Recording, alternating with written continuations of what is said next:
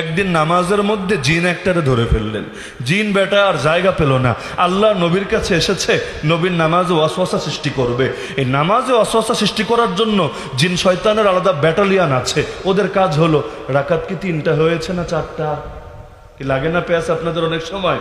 এই কামের জন্য আলাদা শয়তানের এক বাহিনী আছে, ওদের কাজই হলো রাকাত 3টা হলো না 4টা, ফাতিহা কি পড়েছি না বাকি আছে, আরে তাকবীর কি 3টা দিয়েছি না 4টা দিয়েছি। ঈদের নামাজে দেখবেন আর কি 3টা হলো না 4টা হলো। এখন একবার ডাইনে দেখে একবার বামে দেখে, দেখে আশ্বস্ত হওয়ার চেষ্টা করে। তাহলে এইরকম এক শয়তান জায়গা আর পেল না, নবীর কাছে এসে হাজির হলো। ভেবেছে নামাজে প্যাচ লাগাবে, কিন্তু বোঝে নাই কোন জায়গায় এসে হাত দিয়েছে। সব জায়গায় তো হাত দিতে হয় না। আল্লাহ নবী তারা নামাজের মধ্যেই ধরে ফেললেন। নবী বলেন আমার ইচ্ছা ছিল ওকে আমি বেঁধে রাখবো পিলারের সাথে, সকালবেলা তোমরা গিয়ে দেখবা। আর শয়তানকে দেখলে যে মানুষের ভেতরে আরে কি যে মজা লাগা কাজ করবে, এটা পৃথিবীর কোনো কবিও মনে হয় নিজের কবিতা দিয়ে প্রকাশ করতে পারবে না। এমনি হজের মধ্যে গিয়ে মানুষ এক জায়গায় জামারার মধ্যে পাথর মারে, কঙ্কর মারে, ওখানে গিয়ে অনেক রাগ ধরে রাখতে পারে না। কেউ জুতা মারে, কেউ বড় বড় পাথর কোত্থেকে ধরে এনে এটা মারে যে শয়তানের বাচ্চা শয়তান, জীবনে তোরে পাই কিনা গ্যারান্টি নাই, তো বাংলাদেশে তো পাই নাই, সৌদি আরবে এসে পেয়েছি, আজকে তোর একদিন কি আমার একদিন। তো বাস্তবে তো শয়তান না, একটা প্রতীকী ইবাদত। নবী ইব্রাহিম পাথর মেরেছিলেন, তার মহব্বতে তার স্মরণে আমরা পাথর মারি। যেমন হাজেরা আলাইহিস সালাম সাফা থেকে মারওয়া থেকে সাফায় ছোটাছুটি করেছিলেন। আমাদের তো পানির দরকার নেই, জরুরতের দরকার নেই, কিন্তু আমরা তার স্মরণে তার মহব্বতে এই আমলটা আমরা করি। তো এখন শয়তান বাধা আছে তা না, তারপর এমন রাগ নিয়ে হাজিরা পাথর মারে, সেখানে বাস্তবেই যদি নবী বেঁধে রাখে আসল শয়তান রে, ওরে যে কি অবস্থা করে ছাড়বে এটা তো বলাই লাগে না। তাহলে আল্লাহ নবী বেঁধে রাখতে চাইলেন তাকে, কিন্তু নবী বলেন ওরে ছেড়ে দিলাম। কেন? আমার মনে পড়লো আমার ভাই সুলাইমান আল্লাহর কাছে একটা দোয়া করেছে, হে আল্লাহ আমাকে এমন রাজত্ব দাও যে রাজত্ব আমার পরে আর কেউ পাবে না, কারোর জন্য শোভনীয় হবে না। রব্বি হাবলি মুলকান লা ইয়ানবাগি লিআহাদিন মিন বাদি। আল্লাহ তার দোয়া কবুল করে এমন রাজত্ব দিয়েছেন যা মানুষের উপরও চলে, বাতাসের উপরও চলে, পশু পাখির উপরও চলে, জিনের উপরও চলে। এমনকি মসজিদে আকসার কাজ করিয়েছেন জিনদেরকে দিয়ে। তিনি বলেন আমি যদি এখন বেঁধে রাখি শয়তানকে, তাহলে আমার ভাইয়ের দোয়াটার দাম একটু কমে যায়, মান একটু কমে যায়। আমি আমার ভাইয়ের দোয়ার প্রতি শ্রদ্ধা প্রকাশ করে, সম্মান প্রদর্শন করে শয়তানটাকে ছেড়ে দিলাম, যাতে করে আমার ভাইয়ের দোয়াটার মান বেশিই থাকে। চিন্তা করতে পারেন উদারতা কাকে বলে?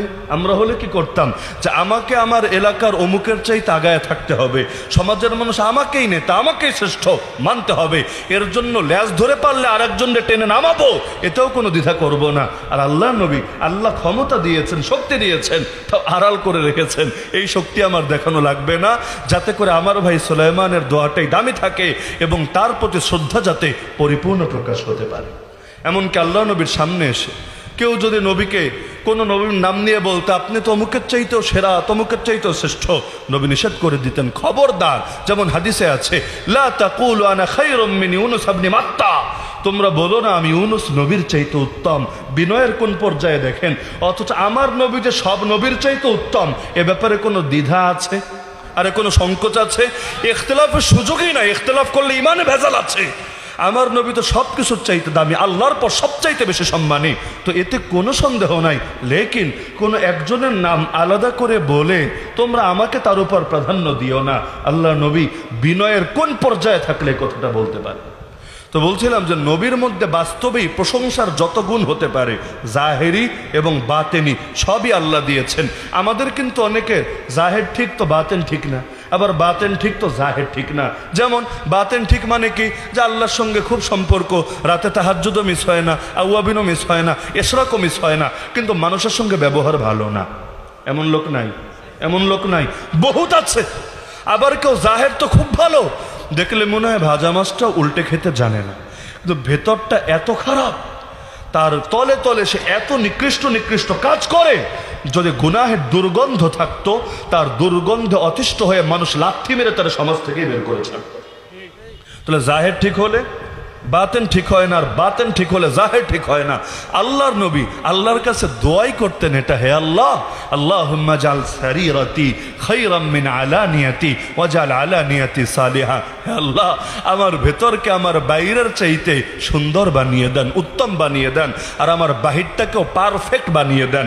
তার মানে বাহিরটাও হবে পারফেক্ট, তবে ভেতর হবে বাইরের চাইতেও সুন্দর। মানে বাহির থেকে দেখে মানুষ যত ভালো ভাববে, তার চাইতেও তিনি আরো বেশি ভালো হবেন আল্লাহর কাছে। এজন্য নবী কিন্তু ভালোর মানদণ্ড এটা বলেন নাই সমাজের লোক শুধু ভালো বলে। নবী বলেছেন খায়রুকুম খায়রুকুম লিআহলিহি, তোমাদের মধ্যে সে সবচাইতে ভালো যে পরিবারের কাছে ভালো। ওয়া আনা খায়রুকুম লিআহলি, আমি আমার পরিবারের কাছে সবচাইতে ভালো। এমন বহুত ছেলেপেলে আছে, বহুত মেয়েটে আছে যারা ধরেন কাস্টমার কেয়ারে চাকরি করে, অথবা কল সেন্টারে চাকরি করে, অথবা রিসিপশনে চাকরি করে, সেখানে এমন মিষ্টি মধুর কথা বলতে থাকে, ওর কথা শুনলেই মানুষের ভেতরে রাগ ক্ষোভ একেবারে সব নাই হয়ে যায়। মনে হয় হায় রে, এমন মিষ্টি ভাষী, এমন উত্তম ভাষী উপস্থাপিকা, এমন উত্তম ভাষী গায়িকা, এমন উত্তম ভাষী নায়িকা, এমন উত্তম ভাষী রিসিপশনের লোক, এর চাইতে ভালো কেউ হতে পারে? কিন্তু বাস্তবে ঘরে খোঁজ নিলে জানা যায় মায়ের সঙ্গে তুই তোকারি করে, বাপরে পর্যন্ত বিশ্রী বিশ্রী ভাষায় গালিগালাজ করে। তাহলে কি হলো রে ভাই? বাইরে দিয়া ফিটফাট, ভেতর দিয়ে সদরঘাট, এটাই তো পরিণতি হয়েছে। অথচ আল্লাহ নবীর দোয়া ছিল, আল্লাহ বাহিরকে যত ভালো বানাবেন ভেতরকে বাইরের চাইতে আরো ভালো বানিয়ে দেন। আরে নবীর তো ভালো আছেই, নবীরকে আবার আলাদা দোয়া করে হাসিল করতে হবে? দোয়া শিখিয়েছেন আমাকে, শিখিয়েছেন আপনাদেরকে। কিয়ামত পর্যন্ত যত উম্মত আসবে তারা যাতে এই দোয়ার উপর আমল করতে পারে।